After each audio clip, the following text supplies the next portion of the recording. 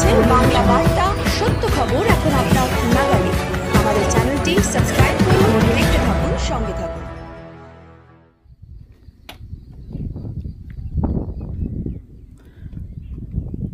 প্রিয় সম্মানিত দর্শকবৃন্দ, আপনারা দেখতে পাচ্ছেন মুর্শিদাবাদ মিডিয়া ইউটিউব চ্যানেল। এই যে বিল্ডিংটা আপনারা দেখতে পাচ্ছেন, এই বিল্ডিংটা হলো ফুরফুরা শরীফ।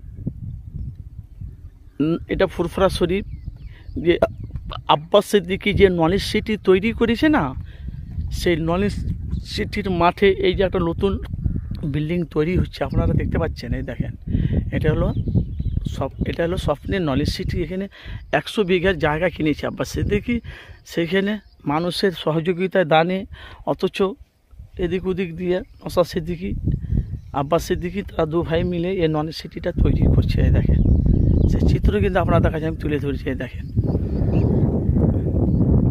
যদি ভিডিওটি ভালো লাগে আর পাশে থাকা বেল আইকনটি ক্লিক করে রাখবেন, যখনই এ ধরনের ভিডিও আপলোড করা হবে আপনাদের কাছে নোটিফিকেশন পৌঁছে যাবে।